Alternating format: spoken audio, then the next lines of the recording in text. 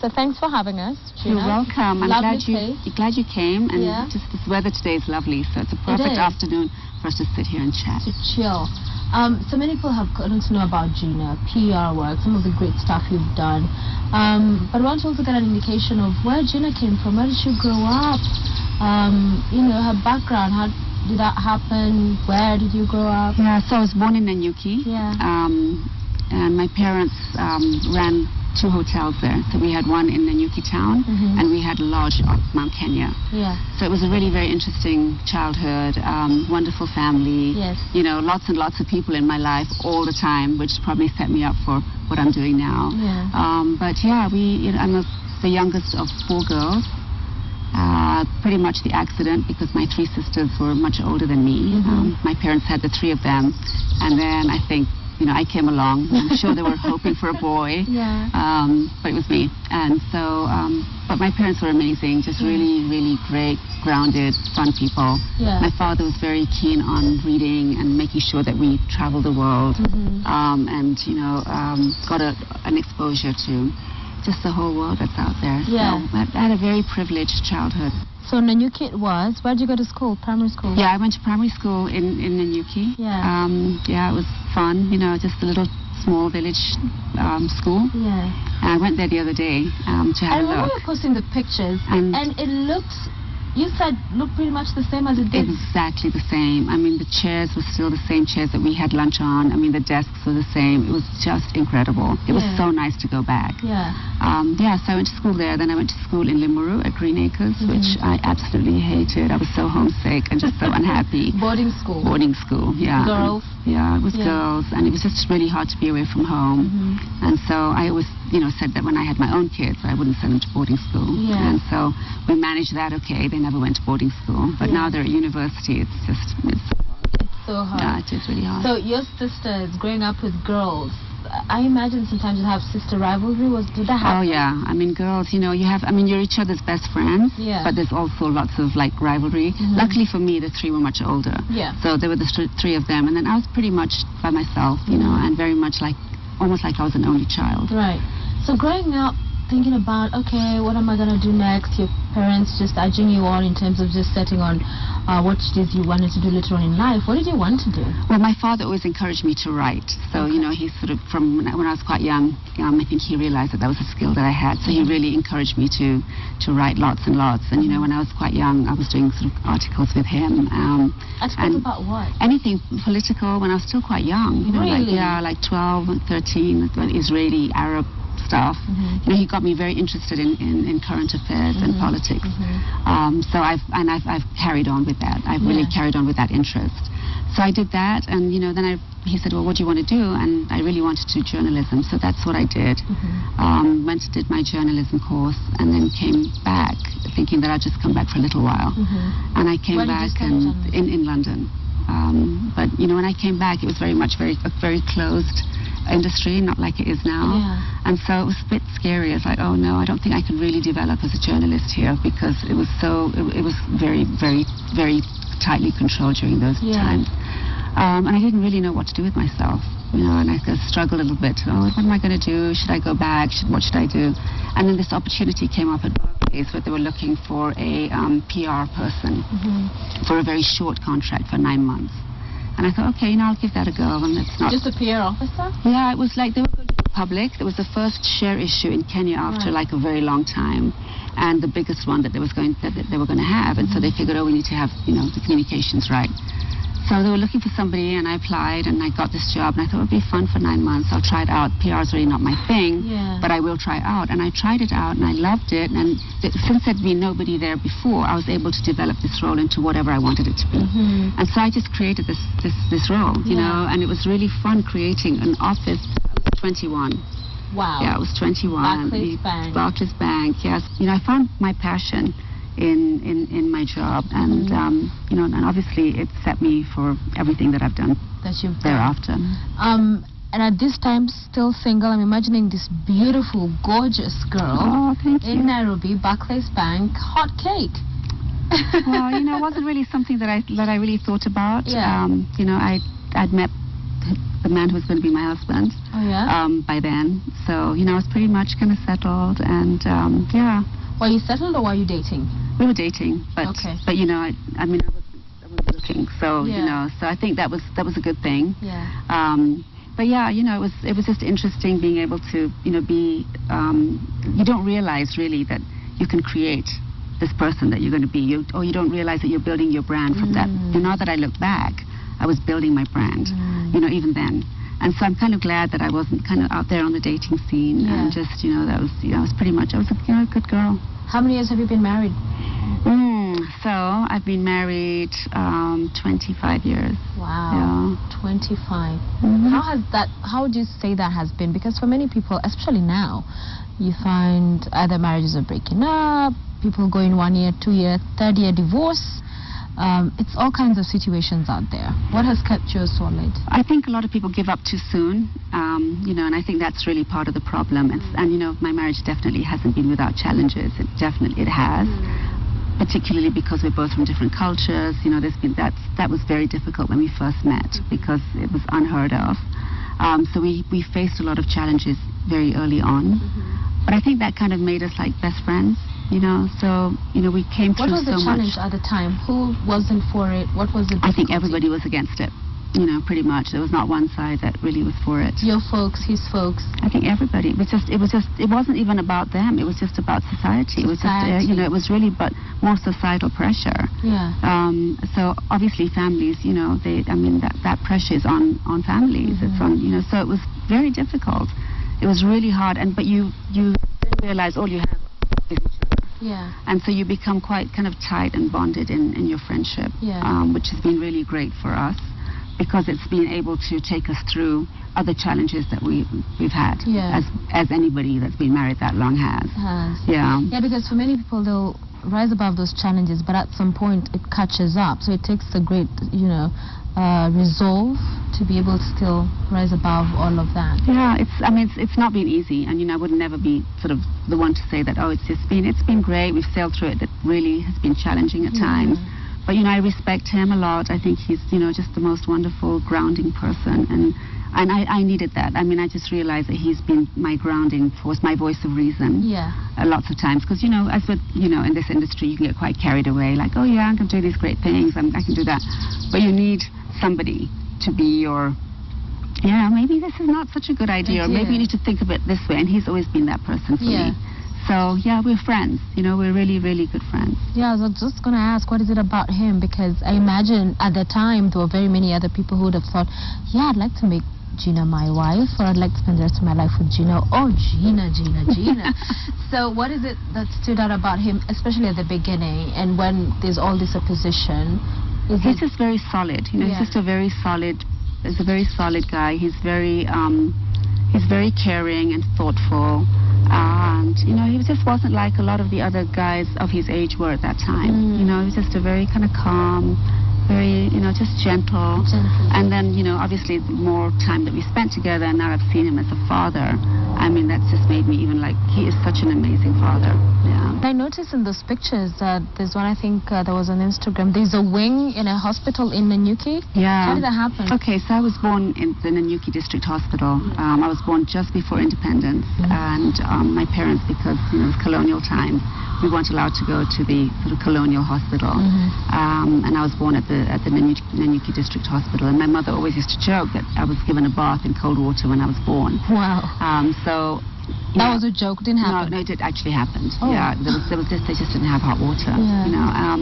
So I really wanted to give back to the town that had really given me so much, and I was trying to find, what could I do for these people? These amazing people. I contribute so much of who I am to the people that were there to raise me. It takes a child. It takes a village to raise a child. I really do believe that. And so when I turned 40, I took my kids to the hospital I was born at, and it was just. There were 2 or 3 people sharing a bed. There was no neonatal wing. There was no incubator as I knew, because I almost had Natalia there. And so I just thought, what can I do? And I just decided I was going to build a wing. And for my 40th birthday, I invited all my friends, and I said, don't give me any presents, but what I'd love you to do is contribute to this wing. And people did, and they did generously.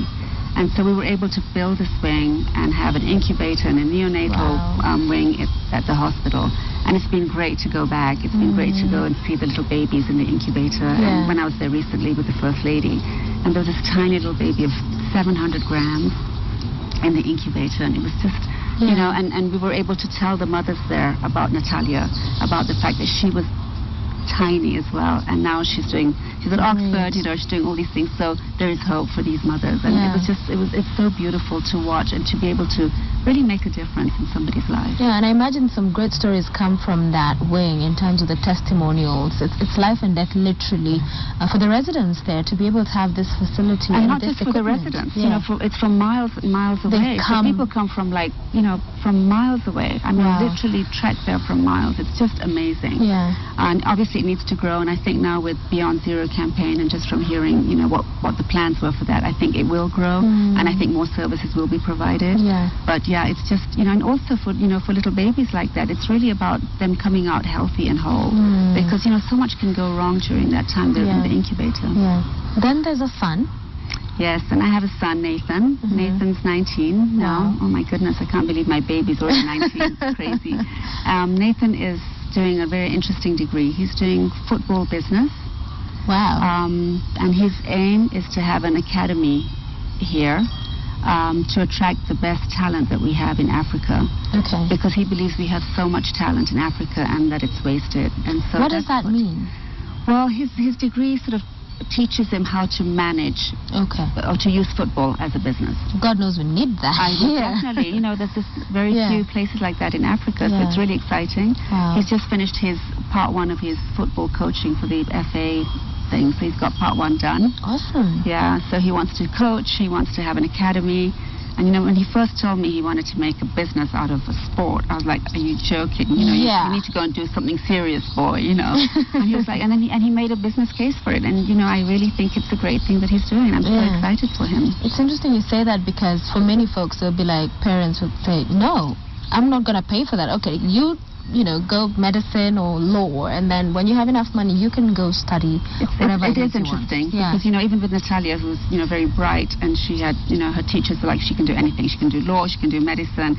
She could have done anything.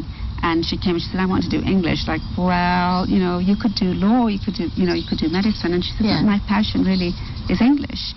And so I really believe that you've got to let children follow their passion, follow their dreams. And I look at her now, and she's totally followed her dreams, and she's doing, I mean, you know, she's doing her PhD. She's, you know, she's got Rhodes Scholar. I mean, and that's PhD at what age? She's doing her PhD. She's 24. Wow. Yeah. So, and she's doing some really great work at Oxford around the whole issue of gender. So, you know, she's just really, the experience of being in, you know, at Oxford has just been, it's amazing for her. Yeah. So there are talents that we didn't even know that she had that are coming out. Yeah, I think it's very important you say that, because for many parents, they think it's either my way or the highway. So to be able to listen to a child and just believe in them and support that, sometimes doesn't always pan out the way you'd like it to. And you know what, also there's so many different things to do now. I mean, you know, football business, I mean, my day, there would never have been, I mean, what, was that even a degree? You know, so now the fact that there are all these different opportunities and these niche things that you can do, it's just, I think it's great. And I really, you know, I encourage parents all the time when I talk to them. I'm like, they're like, oh, you know, my child wants to do this. I'm like, you know, let them do it. Let them. Yeah. Because at the end of the day, you want your child to be happy. True. And that's the most important thing. And they'll be happy if they're doing what they love. What they love. How often then do you get to see them? Because they're out of the country, you're busy, you travel a lot as well. How often do you get to meet them? Oh, I see them often. Yeah? I see them, like literally every 3 weeks. That means you travel a lot, or they come as well? Both. You know, both, yeah. I mean, I travel, I go see them all the time. They'll get on a plane. I mean, my son is great that way. He'll, you know, if he's got a free day off, he'll be like, can I come for the weekend and a day? Wow. So, yeah, we're very, very close. We're very close family.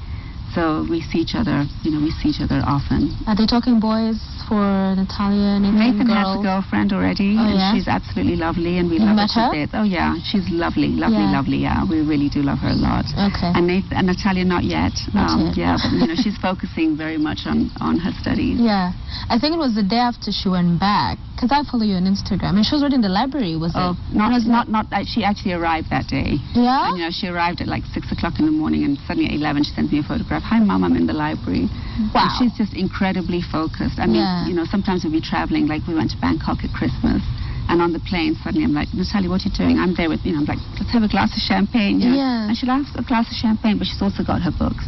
Wow. And, and it's an intense thing. I mean, doing a PhD is not it's not a joke. Yeah, it's not a joke. So she takes it really seriously. Okay, so for family, you get, like for Christmas, you mentioned Bangkok, you get to travel together as well a lot. We try and travel, we try and travel as much as we possibly can because we all of us love traveling.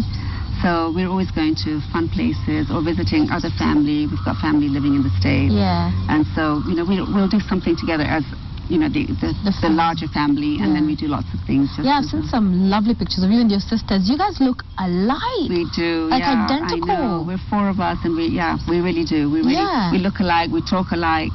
We like the same things. We're all about the same sizes. So we kind of share clothes, and it's kind of fun.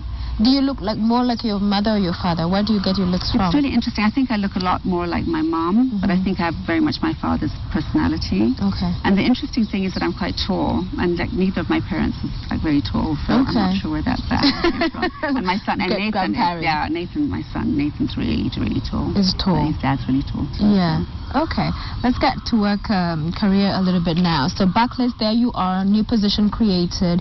You're getting to do whatever it is pretty much you want with it as you're learning on the job as well. And then you realize this is it. I love it. I think I was probably like a year into the job, and I was like, oh my God, could you be living your dream? It was everything that I ever wanted. I mean, it was literally day by day saying, oh, what can I do now that would make this organization look better? What can I do? There was just so many untold stories. Right. So I was just finding those stories and telling them, and getting more involved in community and CSR. It was great, and I was very fortunate that I worked for some incredible people that kind of gave me that space. They're like, you know what, if you just do whatever you need to do, as long as it doesn't go outside of these boundaries. Yeah, do it. So I was very lucky. How long were you there for? So I went for 9 months. I ended up staying 14 years. Yeah, wow. 14 years, and then I got to a point, I just had my son, and I was like, okay, I don't think I'd reached as far as I was going to go at the bank, because I'm not a banker. So I was never going to be the MD. Top position in as far as your field is concerned. Yeah, and I'm just like, glass ceiling stuff had happened. But, if I left, where was I going to go? I could only go to another corporate, and then I'd do the same thing I'd been doing. Yeah. And so I decided I'd set up on my own. And, it's just like this really big risk. But, I love taking risks. Yeah. So did you think about setting up on your own towards the end? Or is it something that over the years, as you approached your end at Barclays, that you'd been thinking about, contemplating? It was interesting. Actually, it was my boss that I worked for that kept saying to me, Gina, what you do for us, you should replicate for other corporates. Because a lot of corporates would come and say to him, like, oh my goodness, your communications is so amazing, how do you do it? And he'd say, well, we have somebody in-house. But they all wanted that. And so he would say to me all the time, at some point you should really set up on your own. Yeah. And he really did. He really encouraged me. And he's, great guy, and I'm still in touch with them. And, I'm so grateful to him that he actually encouraged me and sort of gave me this idea. And more than anything, gave me the confidence that actually I could do it. Because, starting your own business is scary stuff. It is. It really is. Could go either way. Of course, especially when you come out of such a great job. Yeah. So for you, what was it that gave you the confidence? Yes, you've been encouraged. There you are. Were you scared that it would fail? Were you worried that it would not work the way you wanted it to? Absolutely. And where were you getting your examples from to learn how to do it now by yourself as an organization? I had no business plan. Honestly, to be honest with you, I had really no planning. But I just knew that if it didn't work, I was going to go back and get a job.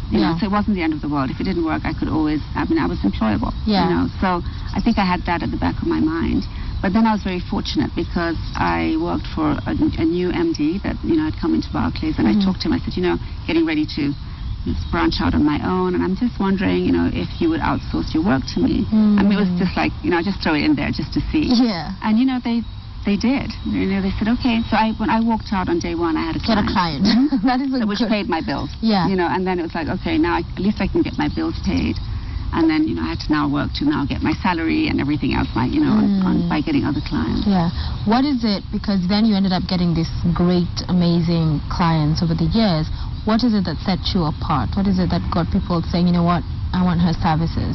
I think a lot of it was that I'd built my own personal brand, and not knowing during the time that I was at Barclays that, everything I did was really based on quality and excellence. And looking back now, that's what I'd come to be known for. And so when I started my own business with my name in it, it was like, okay, well, that must mean that we're going to get quality. But it also meant that I had to really start out at I set the bar high.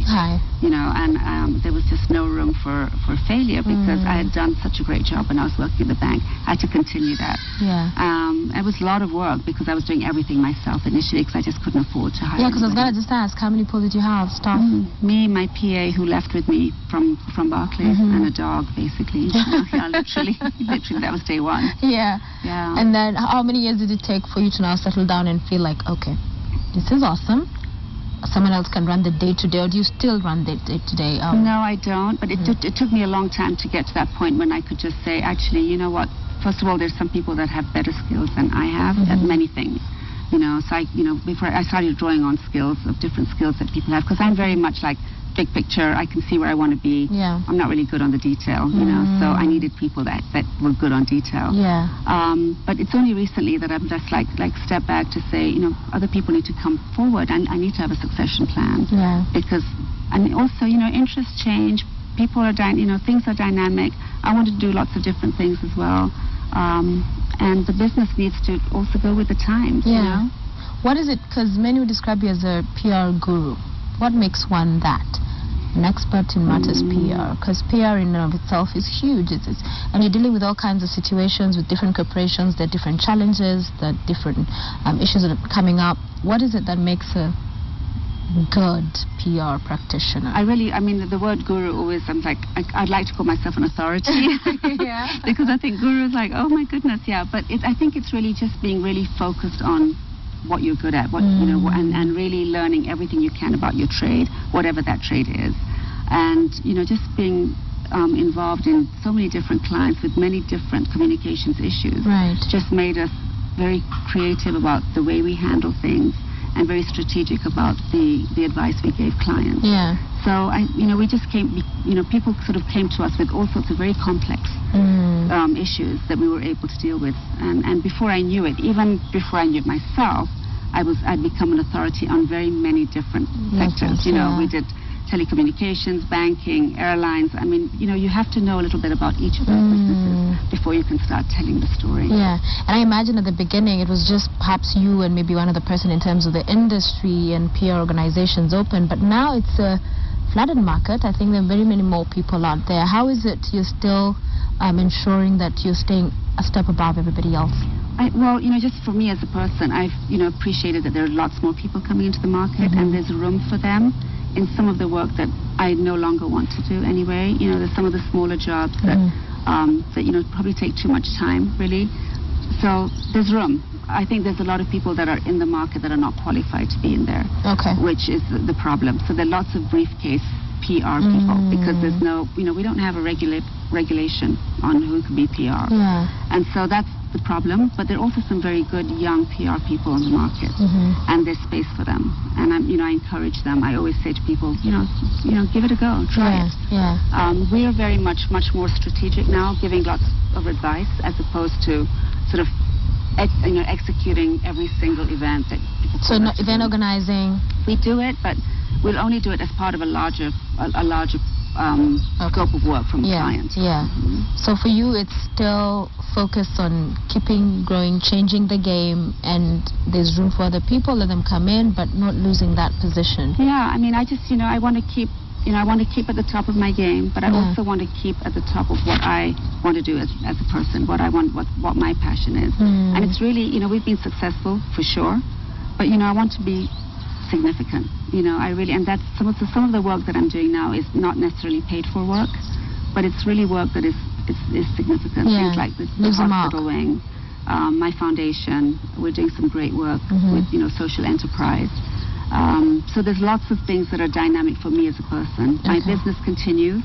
You know, we've got a great team there, and obviously I'm there, but you know, there's a great team running it day to day. Day to day. Yeah, just so that I can concentrate on doing things that I want to do. That you want to do. What has been your biggest highlight in PR? So many. I mean, we've just had, you know, when I look back, it's been such a great journey. It's been such a great adventure. Yeah. And to be honest with you, even if I could have created the kind of life that I've had because of the work that I do, I could never have created what I've lived, you know. So there've been, you know, obviously Safaricom, the success story of Safaricom, building the brand Safaricom has been, you know, for me, it's been just probably the most remarkable work that we've done. It's, you know, we've done some great work for many clients, but building a brand from scratch, you know, to what it is today, I mean, it's huge. It really is huge. We've handled Kenya Airways, the horrible crash that they had, you know, that crisis communications that we put together. So it's, you know, it's been that kind of work as well. It's just been this wide array of great work, and I've worked with some of the great minds in this country and globally. Yeah, I've been really, really fortunate. Some people talk about PR and say it's about spinning sometimes the truth. Is that an assessment you'd agree with? Not really, and I think there are spin doctors around. You know, I would not say I'm one of them. I think a lot of times though, you have a story from a client that's just not well told. Yeah. You know, and so what we try and help clients do is let's tell your story in the best possible way that you can. Spinning something that's absolutely terrible to something that's great. I mean, there are people that do that. People will see through that. Yeah, and there's people that do that. Yeah. So PR has worked out great. Weber and Shandwick. Talk to us about that. Are you still together? Yeah, we have a great affiliation with Weber Shandwick. You know, across Africa. So we do lots of work with them. Lots of companies that want to come onto the continent. Yeah. For viewers who may not understand, explain to us Weber and Shandwick. So Weber Shandwick are one of the top 5 global PR agencies. They're based out of New York, and they have a African agenda because a lot of companies are now looking at Africa. Naturally, I mean the return on investment on this continent is huge. So many companies want to come onto the continent, and we have an affiliation with them. So we benefit from their global network, and they benefit from us having our footprint across the continent. And we work closely in terms of training, sharing ideas, sharing clients, and that's going really well. So GDCC has gone beyond Kenya. It's not just Kenya. You've had work elsewhere. Yeah, we've done lots of work across the continent. We do lots of interesting work, you know, in the region. We haven't got offices everywhere yet because we're tapped into Weber's offices wherever they have them. Correct. Yeah. So, but I love working across the continent. As you know, I've got into energy a few years ago, and so that's enabled me to really see the continent and just, you know, be able to see what goes on in Nigeria and Ghana. It's really fascinating. Speaking of energy, it's huge. How did you get into that? So, so when the whole sort of oil, the interest in oil in Kenya happened, you know, just by chance, just by what the universe kind of dictates, a friend of mine that I've known for like 25 years actually, is quite big in oil. They're based out of Houston. And him and I met up, you know, after a long time. And he said, you know, I'm really interested in coming to your country. And he said they're in several countries across Africa. And I said, well, no, I don't really know too much about that industry. You know, no, it's not my area. I'm a PR person. You know? And he was great. And he says, well, you know what? I mean, you're a business person, you know. And I said, yeah, but, you know, I'm kind of a PR person. That's my thing, you know, like very wanting to stay in my comfort zone, you know, which I think is what most people do, you know. But, you know, great things don't happen in your comfort zone. You know, you've got to step out of your comfort zone. Yes, literally. And so I needed that push to sort of say, well, okay, well, maybe I can try and see whether I, you know, and so I did. And you know, then he invested here and, you know, got into the oil exploration business here and asked me to sit on his board. And, you know, and now I consider myself a little bit of an expert in oil.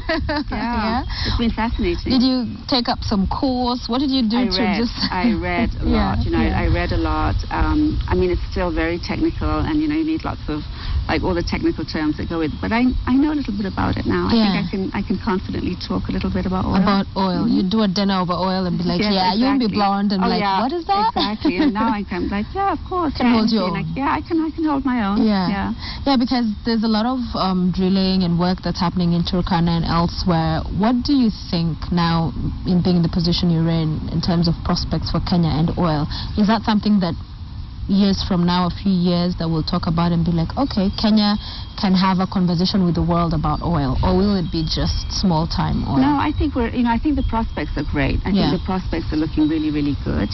Obviously, the infrastructure needs to be put in place. But oil is a very long-term thing anyway. It's like, and that for me was what the challenge was, because PR is very much, results-driven, and we're going to do that now, and we're going to get the results now. And today. And so, when I got into oil, I was like, okay, so, you'd be looking at plans, be like, okay, so when's all this happening? Oh, in the second quarter of 2016, but it's only 2013 now. But that's exactly what I had to learn. It was just patience about, being able to forecast and plan. So I think God was trying to teach me something by just saying, okay, because I'm by nature very impatient. Yes. And oil is very long term, and you really have to, you have to be able to withstand everything that you go through. I mean, the investment that oil companies make, based on things that are going to happen in the future, and pure speculation, because nothing is for sure. Yeah, and now look at the oil prices. Exactly, and then you've got the oil pricing. So I think Kenya will be ready to have a global conversation on energy. Yeah. I think the government's putting in place some really interesting and very solid plans for energy. And it's encouraging. It's encouraging. It's really encouraging. So this PR, there's oil. You mentioned a foundation. What's that about? So I have a foundation that is really for the youth, because I just found that when I was growing up, there were not that many role models for me. And I want to provide that platform for young people where, I can provide role models for younger people, growing up, and put my peers in places of being mentored. So I have the Gina Foundation. We're doing some very interesting work. We just did a project now with Southwest Airlines, where they gave us their used first-class seats, the leather from the first-class seats. Wow. They gave us I don't know how many containers of this leather came to us. And we did a project with SOS Children's Home, where they're making shoes and bags and rucksacks and jackets out of this leather. Yeah. And so it's this whole social enterprise program that we've got going on. That was under my foundation. Yeah. So it's just, finding interesting projects and just bringing people together. And you've also done some work, and you still continue, I believe, with Red Cross. You're the Goodwill Ambassador. Yes. Everyone remembers Kenyans for Kenya and that. How did that all come up? Well, I just have been a great admirer of the work of the Red Cross. When I was a tiny little girl in the UK, I used to, have the little tin, on Flag Day, and my mom was involved with the Red Cross. Yes. And so it was an organization that I grew up loving always. And then with my work at Barclays, I worked with them as a partner. Always wanted to kind of do something that was meaningful. Yes. And I was very fortunate when six years ago, Abbas Gulad, who is absolutely my hero in terms of anything humanitarian, he is honestly just one of the most special people that I'm very privileged to have in my space. Yeah. But he came to me and said, Gina, how about being our Goodwill Ambassador? And I was like, what does that mean? Exactly, what does that mean? And it's the only Goodwill Ambassador for the Red Cross in Africa, actually. Wow. Yeah, so it's kind of exciting, and it's new.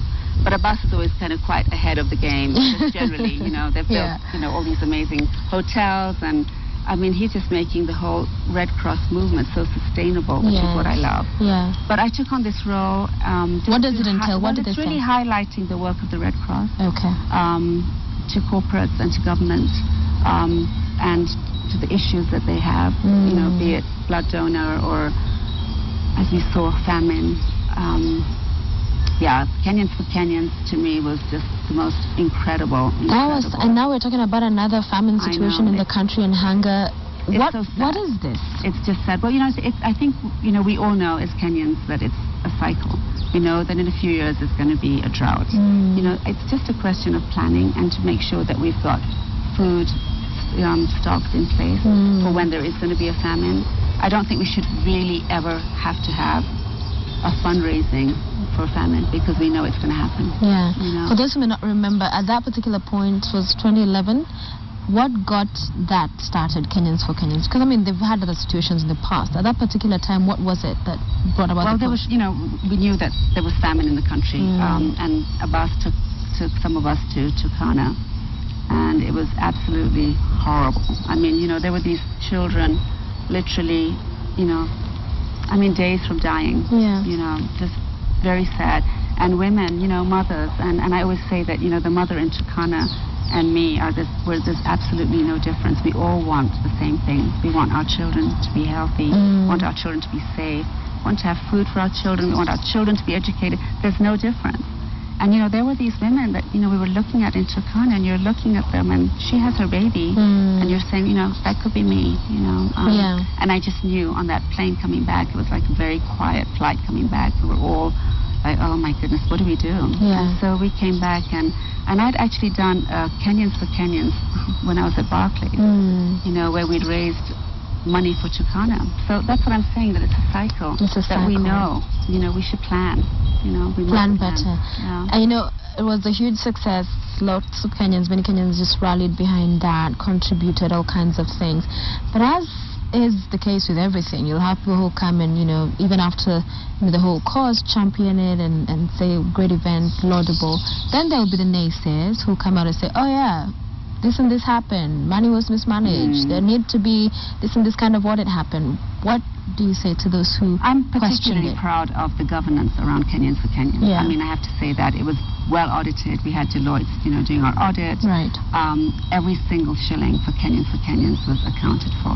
But of course, there's always going to be, there's always everything that you do. Yes. There's always going to be negativity around that at some point. But when you look at the amount of positivity, that kind of outweighs everything, because that project was absolutely amazing. Yeah. And more than anything, it was the number of lives that it saved, and the water that we've been able to put into areas that never had water. Yeah. And we've been able to turn certain areas in these drought-stricken areas from being nomads into being farmers. I mean, it's just, when I go back now, I'm so proud. The women are carrying, their vegetables, they've got their watermelon, they're feeding their children from their own farm. They're not depending on handouts. And that for me is really, really important. It's so important for people to have their dignity, because, nobody wants to be begging for food. Yeah. Nobody. Okay. The other day I thought I'd be seeing you near a TV near me, and perhaps thought then journalism had found a way to grab you back into the industry with At the Table with Gina. Talk to us first about what that is for those who may not know. I've watched a clip or two on YouTube. What inspired that, what it is about? So that's, again, part of the work that I want to do through my foundation. Yeah. And that was really about bringing, youth, the young people together with my peers, people who are have done great things in their lives, have got lots of experience, and want to share that with younger people. But it's just finding that platform in which these two people could come together. And so I'm in the process of doing. It's been slower than I thought because I'm away so much. But we've been doing table talks where we're bringing these groups of people together. Okay. And are able to sort of say, what are you doing in your life? What support do you need? So who's on the table? There's Gina, and then there'll be for example, give me a typical. So for instance, we will have a young person who's, just started a social enterprise, and is financial. He needs financial help, financial literacy help. And then I'll bring in Martin Odor, who, he has years and years of experience. And, I will bring a conversation with both of them.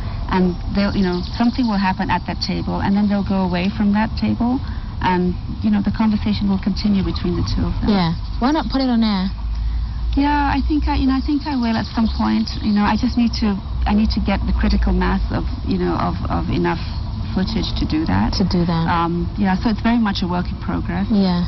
But I'm excited. I mean, it will definitely be on air at some point. Yeah. Would you consider setting up a channel? I mean, digital migration. Hello, Kenya. And there's going to be all this space and opportunities. Would you consider going into that? I definitely would. Yeah? I definitely would. As part of my foundation, because for me now it's really, I've done lots of great things, lots of successful things. I just want to do work that's significant. So if I felt that was a significant way to impact lives, I would definitely do it. Yeah. So we've talked about a number of the caps or hats that you wear. What else? What have we missed out on? What else is Gina working on? What board? What organization? Where is she boss lady? I'm doing lots of interesting things. Yeah. I'm doing I've been going to the UN the last couple of years. We've been able to talk at the sidelines of the General Assembly to lots of amazing women from across the continent. Wow. And just being able to network and see what African women are doing, it's just, for me, I'm inspired by some of the things that people are doing, and I hope that I can inspire others. Yeah. So it's really about just really building more of a global brand, and just seeing what we can do together as women to really be there for our younger sisters, and to make sure that we have that we're there to give them confidence and encouragement that they can be anything that they want to be. Yeah, because many will look at you and be like, she's such a strong woman, she's got her family going, she's got all these networks. How is it you strike that balance? Because for many it's a struggle first to network. Let's start with that. How is it you network and keep those so that at whatever point, you never know when they could come in handy, or you could as well come in handy in terms I'm of a very relationship person. I really am. That's something that is very fortunate, that comes very naturally to me. So I don't even consider it, networking. I have really good, strong relationships, and at every level, and I keep them. I nurture my relationships, and so for me, it's my network is as a by the way of relationships that I've created. I don't really go out to network. I don't really go out to really network. I have relationships. It comes naturally for you. For really those it doesn't, what do you advise? For those who are shy, they'll not be the people in a party who want to sit at the corner and not talk to everybody else. What do you think it's also about your own confidence and just being like, well, I too have something to add to that conversation, and I think that it's that knowing that you do, because all of us do. Everybody adds to all of our lives. It doesn't matter at what level they are, or what industry they are, or they can be completely different. Most of the impact people have had for me are from people that are from completely different, cultures, industries. They're the ones who really contributed so much to me, because they give me a completely different viewpoint. People in my own social circle or my own industry, it's fine, we're friends, and that's great, but they're not the ones that are going to contribute. So I always find that the people that, my driver, for instance, he will tell me things that are just so interesting, and and my knowledge base increases because of the time I spend with him. So I just find that the people that have really contributed are the ones who are the most different. And your boss, in some areas you hold senior positions, so that, and being a mother and being a wife and being a girl. I love being a girl. I'm a girl. I'm just such a girl. How do you do that? Well, you know what? I just think it's about management. It really is. And when my kids were little, it was very much, they were just my focal point. I really, and I was lucky. I built my business around knowing that I was able to do that. But my kids always came first. And my clients kind of knew that. It was like, I have to go pick up my son from school. And it was just, I was very fortunate. I was able to do that. And my work just, fitted around that. There were times that obviously my kids, if I had a project on, especially when we were doing Safaricom stuff, because my kids were quite young. It's like, sorry guys, I've got this to do, I've got that to do, I won't be there. Priorities, right, family first, everything else. Fit it in somewhere. Unless it was like a real major thing that was going on, then my kids always really, really came first. So do you ever struggle with the balance though? No. I'm very fortunate I did not. A lot of people do, and I keep wondering, what is the problem?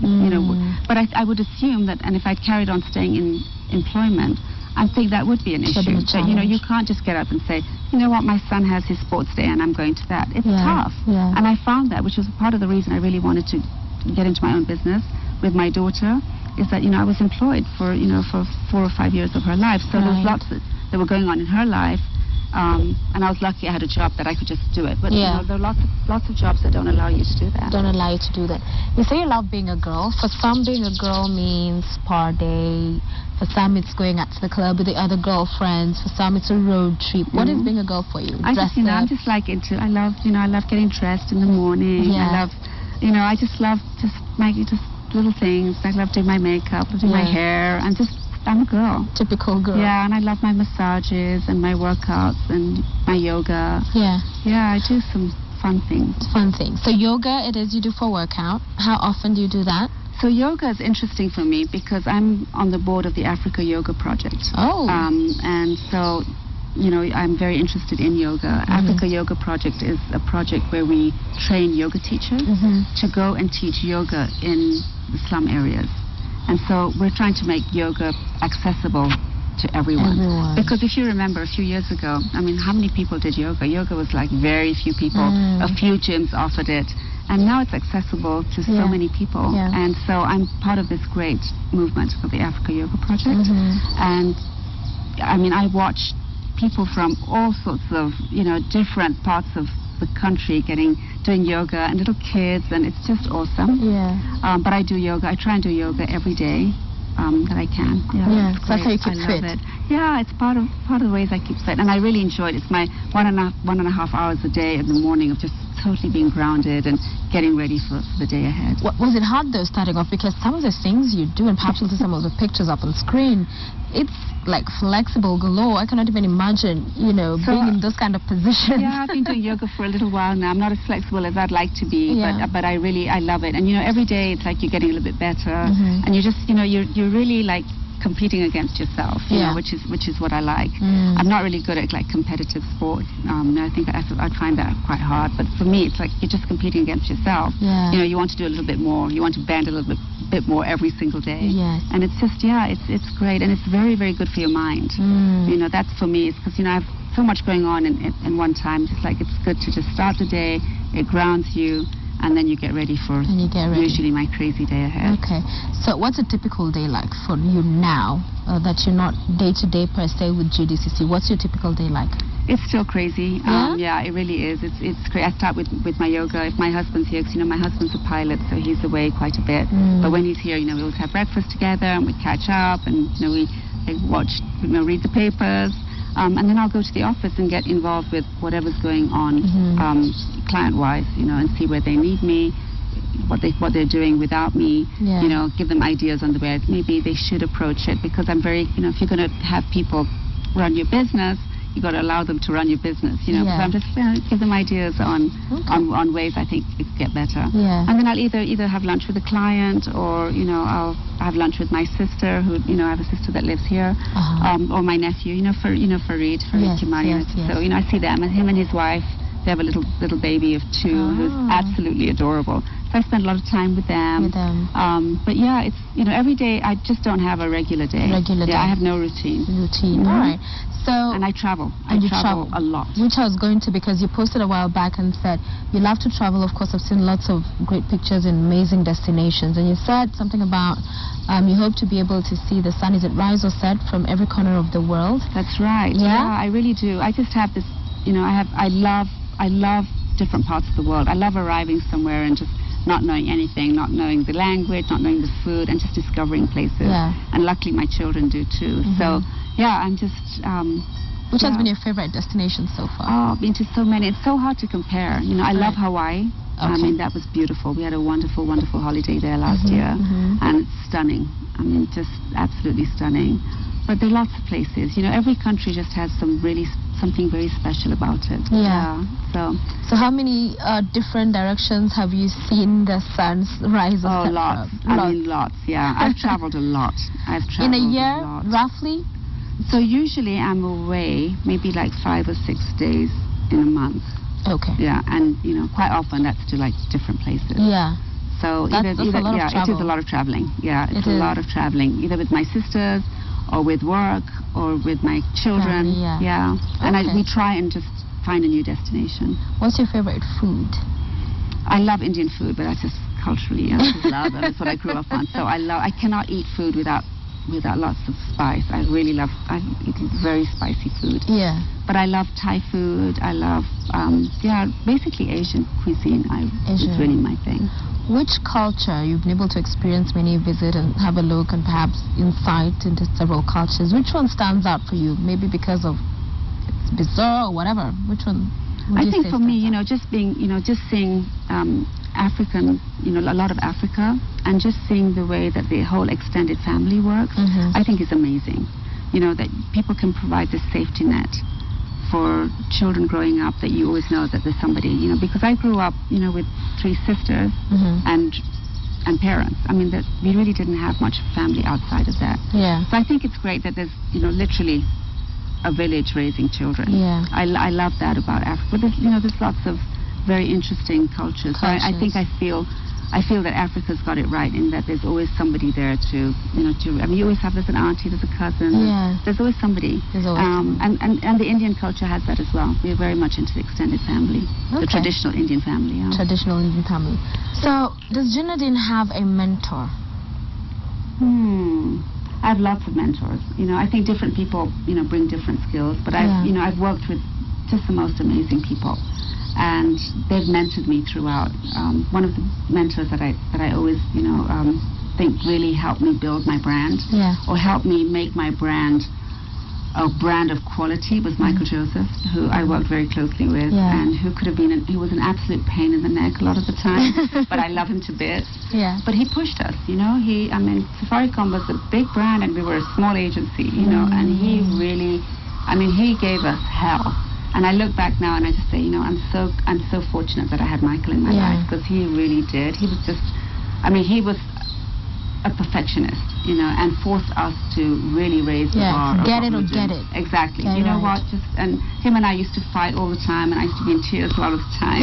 But he's honestly one of my. We see each other all the time. I really.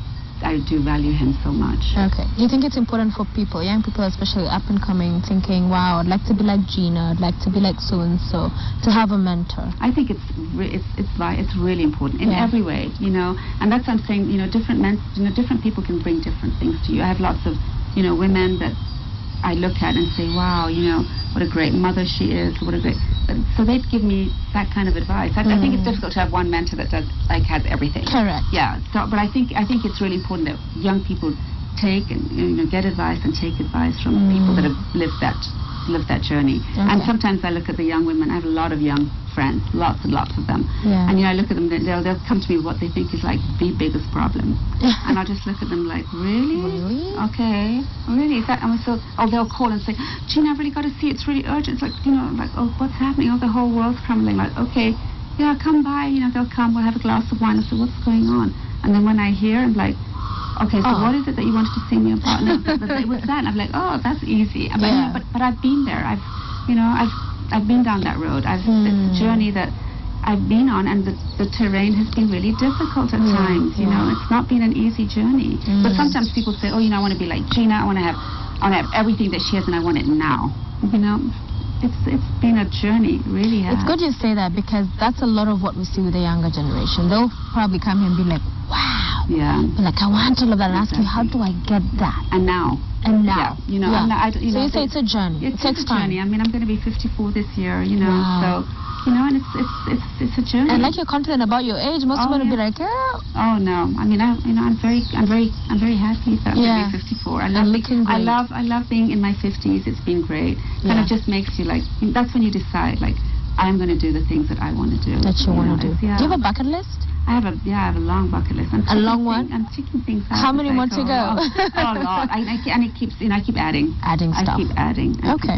So here in Kenya we have a very vibrant political landscape, and 2017 is coming up. Would Gina ever consider getting into the ring and saying, say what, woman rep, Nairobi, no. governor? Never?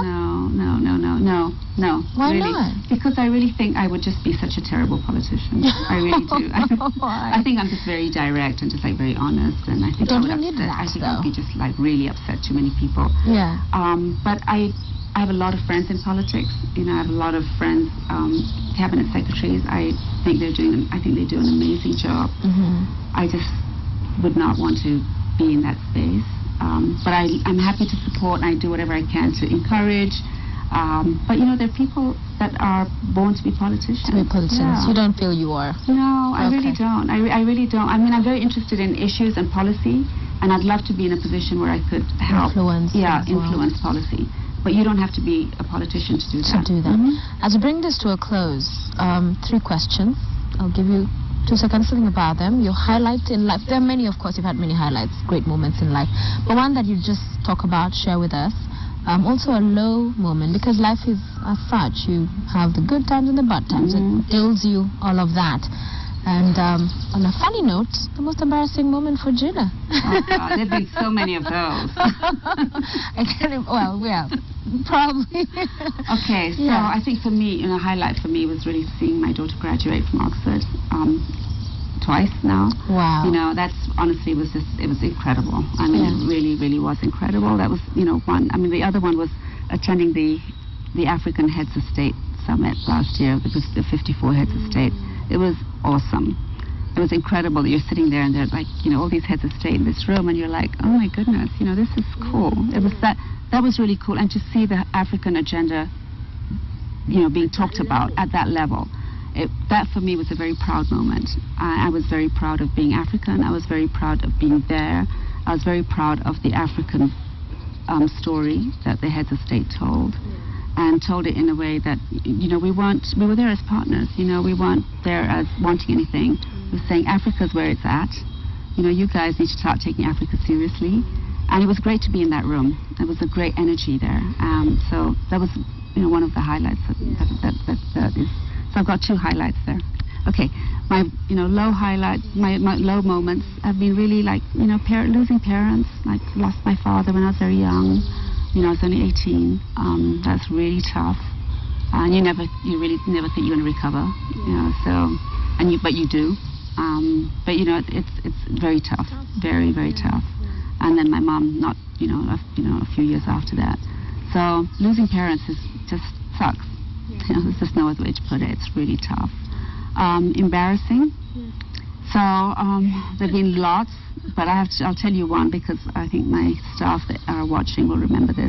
We had an event for a client at the Serena, and I was late, like really, really late. I got home, there was no power, and I was like, I need to change. I picked up whatever I thought was a dress, and I changed, and I thought, I'll do my makeup in the car, and fine, I get to the event. And I was in the car, and I didn't even look at what I was wearing. I was like, I did my makeup, and my staff kept calling, like, we're waiting. I'm like, I'm almost there. And I got there, and as I walked out of the car, I realized I was wearing a nightie. And I'm like, okay. Yeah, I was like, okay. Now, I could either just like, okay, get in the car and go home, or I can, and like everybody was waiting for me, or I can just like pretend that this is like the nicest dress I've got, which is exactly what I did. I'm like, okay. I got my shawl, I wrapped my shawl around my neck, and I got my handbag, and we did this event. Honestly, it was so funny. And nobody noticed it. We did this event, and it was like this really high level thing. And then when it was all over, I said to my team, I was like, guys, this is a nightie. And they're looking at me like, well, you know what, boss? It kind of looks like it is. And I was like, yeah, I was like, hey, everything went on fine, right? But that whole event was so difficult. I was like, oh my goodness me. Yeah. So that was like a really embarrassing one. But good on you that nobody noticed, because what would be really you just got to keep pulling, like, it's like, okay, I'm going to pull this one off somehow. Yeah. But inside me I was like, oh my God, this is crazy. So that was like really embarrassing. Wow, thank you. You're welcome. I hope you enjoyed that. Hope it was with us on the show. Always amazing chatting. Oh, thank you. You're doing great. Thank you. And I just want to tell you about what you're doing. You're doing absolutely amazing. I am so proud of you. I really am. I look at you every day and I'm like, oh, there's my girl. Yeah. Thank you. Keep shining. Thank you. Yeah, lots of people looking at you, women especially, going like, I want to get it. But it's good you said earlier on, it takes a journey. It's a journey. It takes time. It is a journey, but I also believe that we can have it all. People are always saying, oh, you know what, maybe we can't have it. Maybe we can't have it all. But you know what? I really think we can. Yes. I really, really believe. And for me, everything is, it's our thoughts that limit us. We're just like, maybe I can't. And, you keep fear. It's the only thing that stops us from getting anything is fear. And once you can break through that fear, then you can be anything and you can have anything. I like that. That's a perfect way to end. You can have it all. Absolutely. Thank you.